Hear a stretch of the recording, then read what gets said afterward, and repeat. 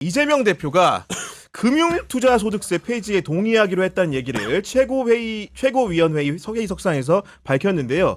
금투세 폐지 선회 어떤 신호로 봐야 됩니까, 박영식 저는 평론가님? 이제 네. 그 이재명 대표에게 지금 남아 있는 뭐 어쨌든 리스크는 어쨌든 재판 일정이 걸려 있고요.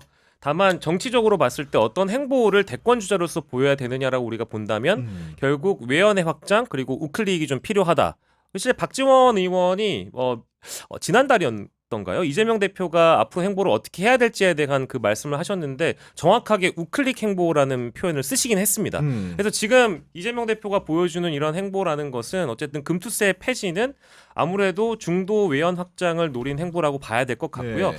그리고 이게 사실 굉장히 좀 부담스러운 주제인 건 맞는 것 같아요. 그러니까 저도 여러 커뮤니티를 좀 돌아다니면서 밑바닥 민심 전문가로 좀 활동을 하고 있는데 이 금투세와 관련해서는 진보 보수 할 것 없이 대부분 폐지나 유예 쪽으로 의견이 형성돼 있는 것도 사실인 것 같아요. 물론 민주당의 당론이라는 것이 항상 소득이 있는 곳에 세금을 내야 된다. 이제 이런 방침인 걸로 또 알고 있습니다만 지금 우리 주식시장 자체가 굉장히 얼어붙은 상황이고 금투세 디테일하게 좀 들어가 보면 이게 어쨌든 세금을 걷는 정책이기 때문에 누가 세금을 내느냐도 물론 중요한데 세금을 내는 일종의 이제 큰 손들이 시장을 떠나가 버리면 우리 시장이 오히려 더 위축되는 효과에 대해서 우려하는 목소리가 굉장히 컸기 때문에 그런 여론을 충분히 반영한 결정이라고 보고 저는 개인적으로 잘했다고 보거든요. 왜냐하면 저는 금투세 유예론자였기 때문에 지금 이렇게 얼어붙어 있는 한국 주식시장에 대해서 금투세에 대한 메시지가 계속 나온다는 건 시장을 더 위축되고 안 그래도 얼어붙어 있는데 더 위축되게 만들고 더 다운되게 만들기 때문에 어쨌든 지금 뭐 민주당으로서는 잘한 결정이라 저는 개인적으로 보고 있습니다. 저는 이거는 좀 논의 방향 자체가 좀 잘못된 것 같아요. 논의 방향이 그러니까 이거는 여야 합의로 국회 통과하는 사안입니다. 맞아요. 네. 그러니까 그런 상황이기 때문에 그러면 논의를 돼야 되는 거는 이거를 뭐 찬성하냐 반대하냐 이렇게 갈 게 아니고요. 못할 수 있는 상황이 되면은 왜 이게 지금 민주당 입장에서는 실행하기가 어려운지 구체적인 어떤 데이터라든가 이런 걸 가지고 설득하는 작업을 갔어야 되는 건데 지금 언론들도 보도를 좀 잘못하고 있다고 봐요.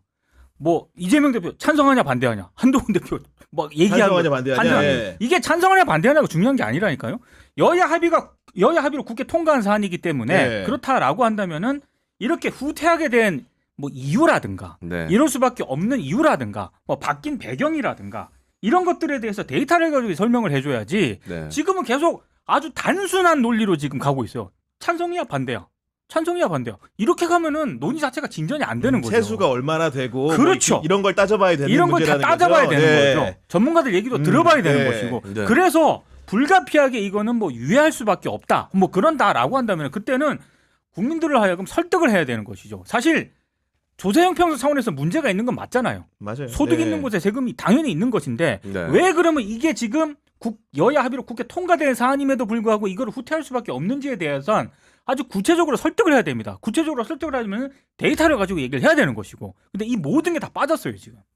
저는 그렇게 봅니다. 역시 이 민동기 평론가님을 제가 사랑할 수밖에 없는 이유는 제가 알지 못하는 아주 디테일한 대목을 왜냐면은 실제로 이제 보수 실용주의를 앞세워서 외연을 확장하고 차기 대선에 뭐 시동을 거는 게 아니냐는 정치적 평가가 나오고 있는 반면에 실제로 이제 부자 감세 기조라는 보수 정부들이 많이 추구하는 가치를 그대로 답습하고 따르는 게 아니냐라는 뭐 민동기 평론가의 시각이 꼭 그렇다고 할 수는 없지만은 그런 얘기들도 좀 나오는 거거든요. 예. 저는 사실 금투세는 찬성합니다. 네. 근데 지금 맞느냐에 대해서는 저도 좀 고민이 많거든요. 그렇죠. 왜냐면 이제 소위 말하는 코리아 디스카운트가 요즘 너무 많아요. 그리고 이제 외국인 투자자나 국내 투자자들이 위축될 만한 이슈들이 너무 많아요. 그리고 건강하지 못합니다. 우리나라 주식 시장이.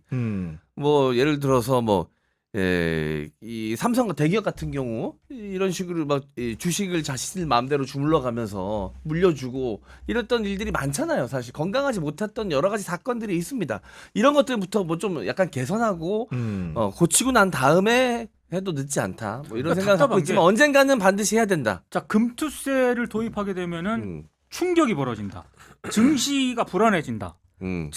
그러면 아까도 얘기했듯이 증시 충격이 정확하게 어떻게 되는지가 나와줘야 되는 거죠. 그 계산이. 근데 정부도 지금 윤석열 정부도 아무런 그 설명을 안 해주고 국회 입장에서도 여기에 대해서 제대로 보완이라든가 이런 대책을 내놓은 것 같지는 않아요. 그러니까 이런 부분에 대해서 좀 더 꼼꼼하게 좀 대비책을 마련해야 되는 거죠. 네. 설명을 해줘야 되는 것이고. 네. 그 이런 와중에 그럼에도 불구하고 이게 정치적으로는 약간 의미 있는 진전으로 이제 평가받는 부분들이 있는 것은 한동훈 대표가 금투세 폐지 의견을 밝힌 이재명 대표를 상대로 환영한다고 밝히면서 오랜만에 정치가 작동하는 것이 아닌가 하는 자평을 한다. 이런 입장을 내놨는데 결국은 지금 양자가 당대표 회담을 2차로 하니 많이 얘기를 나누고 있는 상황이지 않습니까? 혹시 요런 뭔가 그런 법안에 대한 공감대를 기화로 해서 그 이재명 대표가 한동훈 대표에게 한 발 더 다가서려는 의미도 있지 않을까 이런 해석도 좀 하는 사람들도 있는데요. 나쁘게 네. 작용하지는 않을 것 같아요. 네. 어쨌든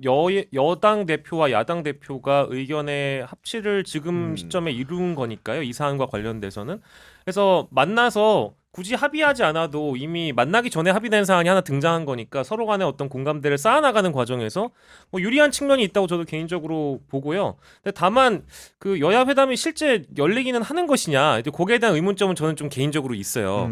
왜냐하면 지금 이 명태균 게이트를 비롯해서 여러 이제 야당이 주도하고 있는 사안들이 네. 한동훈 대표가 실제 이재명 대표를 만나서 협의를 하거나 합의할 수 있는 성과랄 게 뭐가 있지라고 생각을 해보면 제가 한동훈 대표라면 이재명 대표를 만나기가 굉장히 부담스러울 수 있겠다는 실제로 여권에서 생각은 그런 얘기들이 나오더라고요. 네, 부담스러울 수 있겠다는 생각이 들고 이게 지금 여권 지지층이 굉장히 분열이 가속화되고 있는 상황에서 한동훈 대표가 이재명 대표를 만나는 그림만으로도 상당히 분열이 더 맞아요. 네. 심각해질 수 있는 그런 사안이기도 하고 네. 협의를 하는 그림 나아가서 뭔가 성과를 냈다. 뭐라도 하나 또 만들었다 한다고 하면 저거 봐라 한동훈 배신자 아니냐 이제 결과적으로 이런 이제 논의들이 또 가동될 거기 때문에 이게 여야 회담이 두 번째로 열릴까? 이건 저 좀 미지수라고 보거든요. 저는 네. 우리 박영식 평론가는 그래도 네. 이 정치를 좀 따뜻한 시선으로 보네요. 저 같은 경우는 저런 복잡한 내부 구조를 돌파할 수 있는 그런 역량이 한동훈 대표에게 과연 있느냐?